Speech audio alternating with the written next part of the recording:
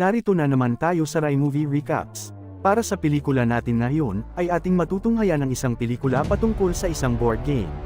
At ang pelikulang ito ay pinamagatang Jumanji na naipalabas noong taong 1995. Kaya ano pa ang hinihintay ninyo? Sit back, relax and enjoy Labyo.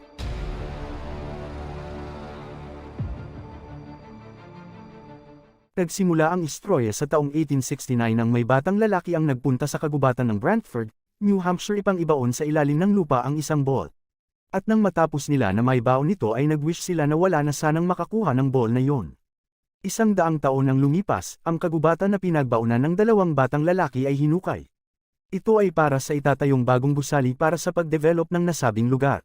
Sunod nga ay ipinakita ang isang batang lalaki na nagngangalang Alan Parrish na nasa loob ng isang construction site. At habang naroon siya ay napansin nito na may ball sa ilalim ng lupa kaya kanya itong kinuha. Nang mabuksan ito ay nakita niya na mayroong isang board game doon na nagngangalang Jumanji, naisipan niya na iuwi ito sa kanila. Matapos noon ay ipinakita naman na nasa shoe factory ng kanyang ama si Alan. Pinakita din doon na kausap niya ang kanyang kaibigan na si Carl Bentley na isa sa mga trabahador sa kumpanya ng kanyang ama. Pinakita ni Carl kay Alan ang isang bagong disenyo ng sapatos kay Alan at sinabi na kung gagawa sila ng maraming ganon ay magiging popular ang disenyong iyon. Kinuha naman ni Alan ang sapatos at aksidente niya itong nilapag sa kung saan at di na niya maalala kung saan niya ito nilapag. Sa di inaasahang pagkakataon ay aksidenteng mapunta ang sapatos sa isang makina sa factory at nasira iyon. Dahil nga doon ay nasisi sa nangyari ang kaibigan niya na si Carl at ito ay tinanggalan ng trabaho. Noong gabi ding iyon ay sinabihan si Alan ng kanyang mga magulang na siya ay ililipat na sa isang private na boarding school. Iyon ay para hindi na siya mabyuli pa. Dahil sa plano ng mga magulang para sa kanya ay naisip niyang magliyos para hindi matuloy ang plano. Maya-maya ay dumating ang isang babae na nagngangalang Sarah para isauli ang bisikleta na kinuha ng mga bully sa kanya. Doon nga ay naisipan niya na sabihin kay Sarah ang tungkol sa isang board game na kanyang nakuha. Nang kanilang buksan ang board game ay nabasa nila na ang larong iyon ay para sa mga nagnanais na umalis sa mundong ito. Matapos nga nun ay kinuha ni Sarah ang 2 dice at hinagis ito. Maya-maya ay kusang kumilos ang isang pyesa. At dahil doon ay naisipan nila na laruin ang board game hanggang sa dahil sa isang tira ay bigla na lang hinigop ng board game si Alan. Sinabi nito na kailangan niyang maghintay sa loob ng gubat hanggang sa may lumabas na 508 sa susunod na tira ng dice. Natarante naman dahil sa may mga naglabasan na malalaking paniki mula sa board game, at iyon ang dahilan para kumari pa ng takbo si Sarah at hindi na tinuloy ang laro. Pakalipas ang 26 na taon ay may isang pamilya na lumipat sa bakanting bahay na kung saan nakatira sila Alan dati. Sila ay sina Judy at Peter kasama ang kanilang tita na si Nora. Dahil sa namatay na ang mga magulang ng dalawa dahil sa isang aksidente sa pag-iski sa Canada. Habang nag-iikot-ikot sila sa bahay ay natakot si Peter nang makita nito na may mga paniki sa attic. Dahil nga doon ay tumawag sila ng eksperto para mapaalis ang mga paniki, pero wala na ang mga ito ng inspeksyonan ito. Doon ay naikwento nga ng eksperto na may kababalaghang nangyari sa bahay na iyon dati. Maya-maya ay nakita ng 2 bata ang board game na Jumanji at nilaro nila yon.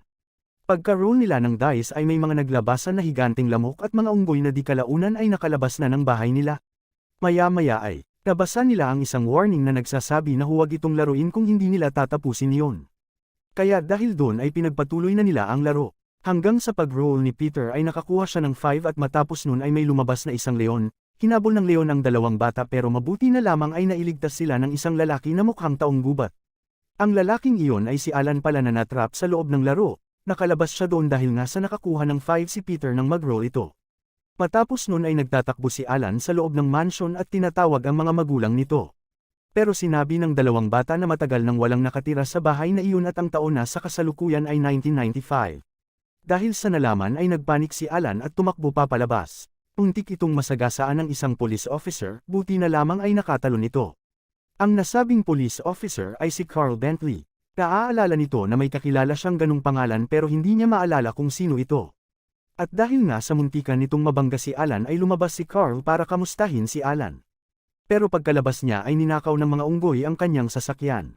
At pagkatapos ay nagmadaling pumunta si Alan sa factory pero abandonado na ito.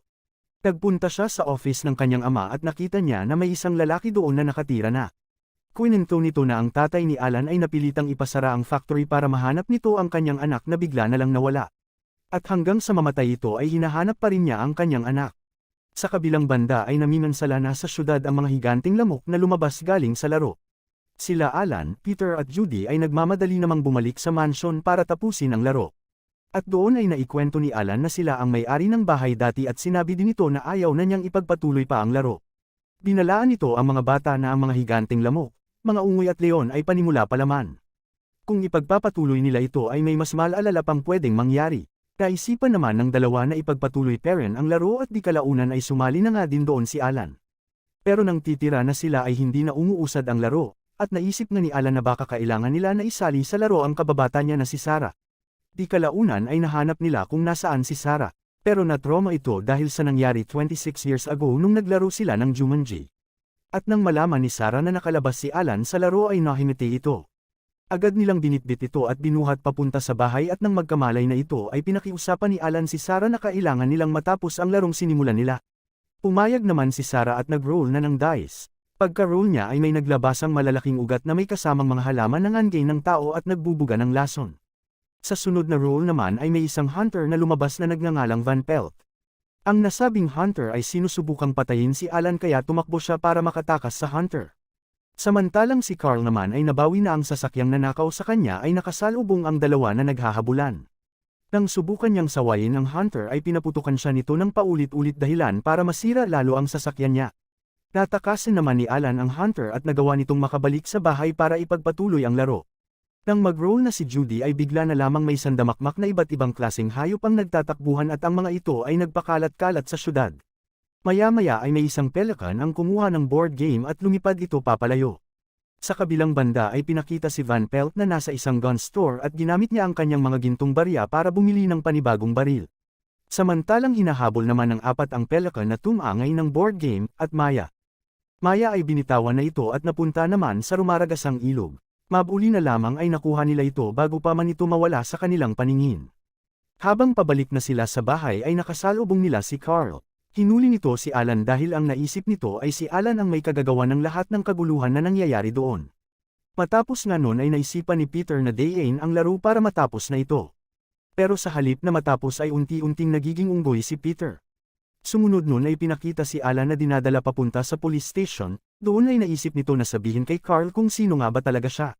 Sa sumunod na eksena ay pinakita na nakita ni Van Pelt ang tatlo at tinangka nitong nakawin ng board game pero nabawi ito ni Peter at nagtago sa loob ng isang kotse.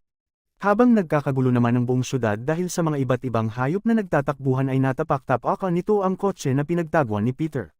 At dahil nga doon ay agad na nakuha ni Van Pelt ang board game dahil sa naipit na si Peter.